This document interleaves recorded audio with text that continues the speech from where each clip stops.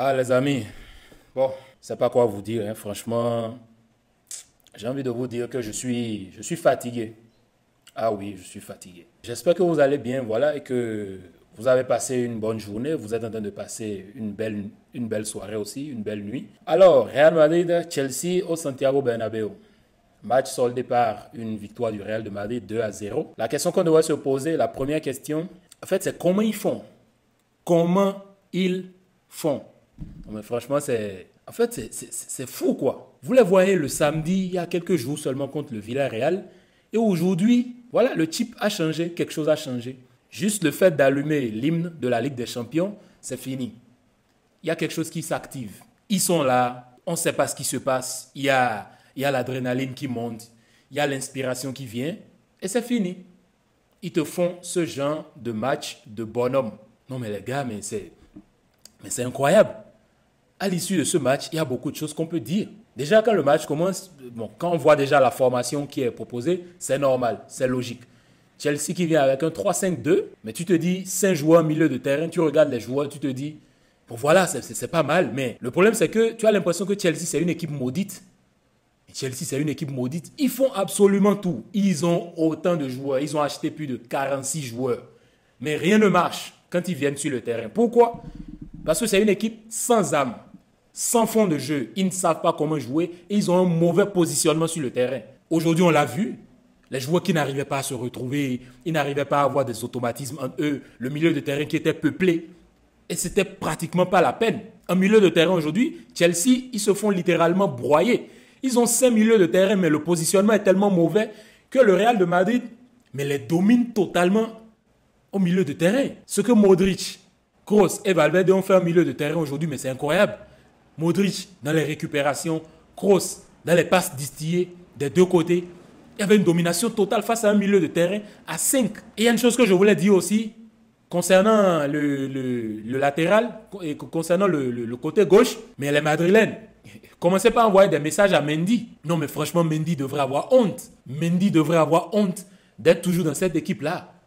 Que Camavinga joue ton poste et que Camavinga soit titulaire à ton poste et qu'à chaque match, qu'il arrive à croître, à sortir des masterclass sur masterclass dans une position qui n'est pas la sienne.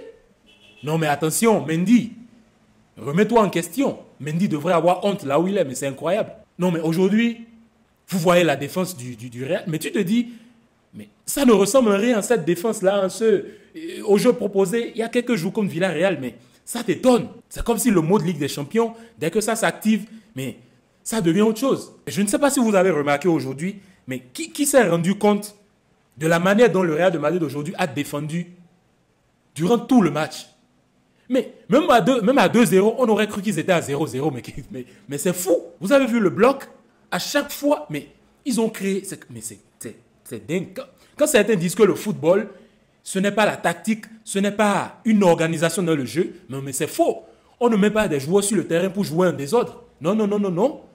Pas du tout. On a vu aujourd'hui la manière dont ils ont défendu plutôt dans un bloc compact. Mais ils ont défendu, mais c'était malade.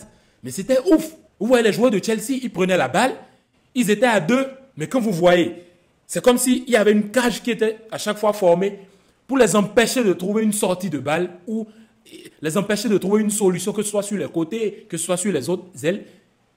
Mais c'était carrément comme ça. Un bloc qui va de là à là, la cage qui bouge de là à là. Mais aujourd'hui, qui a vu Sterling? Moi, je n'ai pas vu Sterling. J'ai seulement vu Sterling quand il sortait. Joao Félix, aujourd'hui, mais c'est incroyable. Alaba et Militao, aujourd'hui, ils ont mis dans leur poche Félix et Sterling. Ils n'ont absolument plus rien créé dans ce match. Ils ont été éteints littéralement. Et en milieu de terrain, on a vu ce qui s'est passé. Déjà, le match commence. On va parler aussi de l'arbitre. Le match commence et déjà, à la 6e minute, il avait déjà aligné 2 cartons jaunes. Ça veut dire que lui n'était pas venu pour rigoler. Il était venu pour montrer que c'était lui le patron sur le terrain. Et que dans ce match, il ne fallait pas sortir très rapidement. Et les joueurs, ils l'ont compris. Déjà, 2 cartons jaunes. Bon, une des deux équipes. À la 6e minute, les gars savaient déjà que bon, avec cet arbitre, il ne faut pas déconner. Parce que le gars n'est pas là pour rigoler. Et c'est ce qui s'est passé. Et ça a conditionné aussi le match.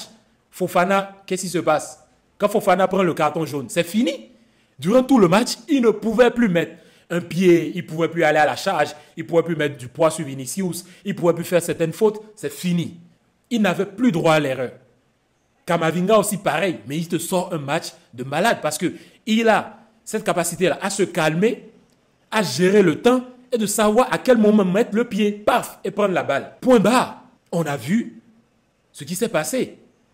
Et après, qu'est-ce que Madrid faisait? Changement d'aile, chercher Vinicius. Vinicius, un match aujourd'hui impeccable. La ligne est brisée, il avance.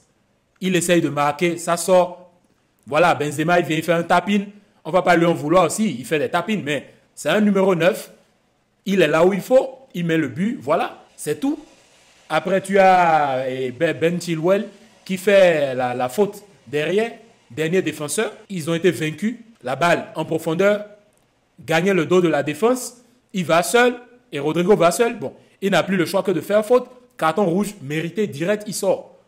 Aujourd'hui, l'arbitrage, on ne peut pas dire qu'aujourd'hui, l'arbitrage, il y a eu de problèmes dans l'arbitrage. Non, ce n'est pas possible. Il faut reconnaître qu'aujourd'hui, Madrid a été supérieur, a su gérer les temps faibles et les temps forts, même si les temps forts de Chelsea, il n'y en a pas vraiment eu parce qu'ils ont été éteints, que ce soit en milieu de terrain et en attaque. En attaque, ils n'ont pratiquement rien créé. Et quand tu arrives à éteindre le milieu de terrain, c'est fini. C'est fini.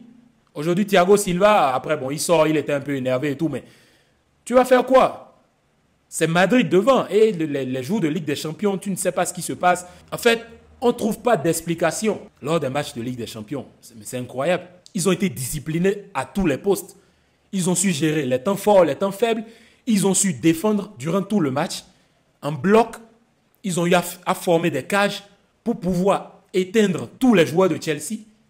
Après, qu'est-ce que Lampard fait? Il met des joueurs offensifs. Mais malgré ça, éteint, finito, éclaté au sous-sol. Non, mais franchement, c'est incroyable, les gars. C'est incroyable. Incroyable. Non, mais sur cette victoire, qu'est-ce qu'on peut leur reprocher? On ne peut rien leur reprocher. On peut essayer de chercher quelque chose, mais il n'y a rien à chercher là. Vous voulez que je dise quoi dans ce débrief? Ils ont été supérieurs dans toutes les phases de jeu. Que ce soit dans le premier tiers, le second tiers et le troisième tiers du terrain. Ils ont été supérieurs partout. Qu'est-ce qu'on va dire? Absolument rien. Après, tu as la séquence de jeu du corner où Vinicius, il fait la passe en retrait pour Asensio, qui ajuste proprement. Il était seul. Seul, il ajuste proprement au deuxième poteau et ça rentre. C'est un match parfaitement maîtrisé. Qu'est-ce qu'on peut dire là? Il n'y a qu'à les féliciter. On attend maintenant le prochain tour. Manchester City, Real Madrid, pour voir ce que ça va donner. Parce que franchement, ce Chelsea n'a pas du tout le niveau pour arrêter le Real de Madrid. C'est impossible. Ne cherchez pas à inventer, à chercher des excuses, non, que Madrid, que non, que ci, que ça. Ils ont été supérieurs. Il faut reconnaître qu'ils ont été supérieurs. C'est tout. C'est tout, les gars. Allez, bien de choses à vous et il n'y a plus rien d'autre à dire. À bientôt. Peace.